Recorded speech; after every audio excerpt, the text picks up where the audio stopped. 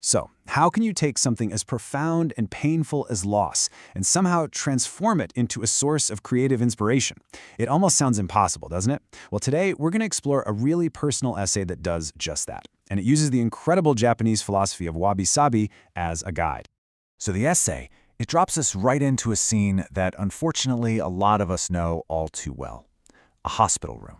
The author's on the other side of a pane of glass from their father, because of COVID, and they're watching his breath become a fragile thread.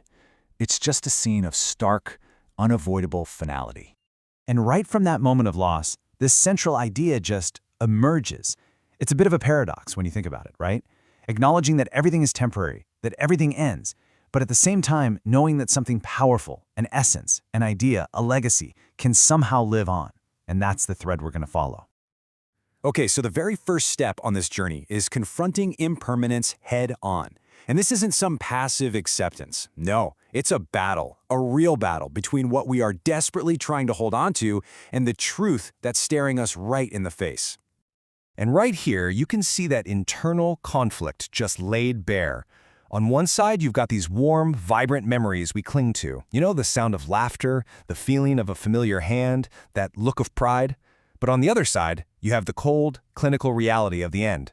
And it's this exact clash that creates that initial pain, that feeling of being completely paralyzed. So how do you move through a conflict like that? Well, the essay suggests a guide, the wisdom of Wabi-Sabi. This is where we get a brand new lens to view this struggle, one that helps us find beauty in the very places we'd only expect to find sorrow. At its core, Wabi-Sabi is a worldview that completely flips our usual script. Instead of chasing perfection and permanence, it finds value and beauty in things that are flawed, things that are aging, things that are temporary. Just think of it as an appreciation for the authentic story that objects and, life itself tell over time. A classic example of this is the cracked tea bowl. In Japanese tea ceremonies, if a bowl cracks, it isn't thrown away. That crack is actually revered. It tells a story. It becomes this physical reminder of the fleeting, imperfect nature of the moment, which makes every single sip a kind of meditation on life. Another really powerful example comes from the post-war potter Shoji Hamada. He created these rustic vases from the actual rubble of war. I mean, what an incredible act of resilience. Taking the literal fragments of destruction and shaping them into something new and beautiful, with all its imperfections right there on display. The author then brings his whole philosophy home with a super personal example, their father's old worn chair. Here, the splinters and the creaks, they aren't flaws, they're a tactile memory. Tracing the grain where his hands always rested becomes a source of connection, and it turns a simple object into a canvas of stories.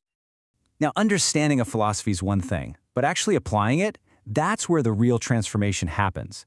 This next part is really the heart of the journey, moving from that paralysis of grief into a state of creative flow.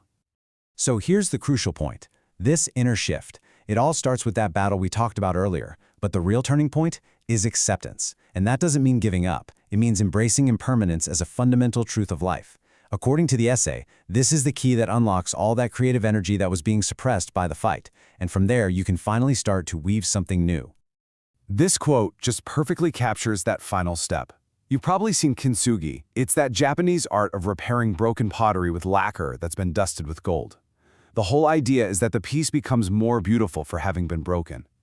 The author applies this exact idea to their grief, using writing to mend their sorrow, filling in the cracks with their father's ideas, and turning them into something new and beautiful.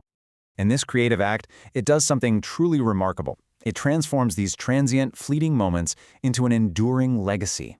This next part explores how the father's influence continues, not despite his passing, but actually through this whole creative process. And what's cool is that this idea is echoed across all sorts of cultures and disciplines. You see it in Zen poetry that finds eternity in a fleeting moment. You see it in ancient philosophies that talk about a self beyond the physical body. And you even see it in modern psychology, which shows that accepting impermanence can actually fuel creativity. And we see this transformation so clearly in the author's own life. These small, everyday acts from their father, stirring curry, choosing books, mending a kite, they weren't forgotten. They became the enduring seeds of creativity, shaping an appreciation for daily rhythms, influencing their prose, and teaching the real value of patience. Okay, so now, the essay shifts from this personal story to a universal invitation. It's asking us to look at our own lives and find that creative potential that's hidden within our own experiences of loss and change. So, what can you do? Well, the call to action is to start finding beauty in the imperfect things around you. To accept impermanence, not as an enemy, but as the key to unlocking your own creative flow.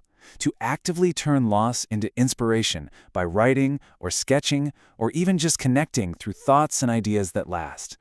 And that brings us to the final, really powerful question that the essay poses. It's a prompt for all of us, really. What losses, what endings, what imperfections in your life are not just scars, but are actually waiting to be woven into your own creative tapestry? What is the fading light that you can write under?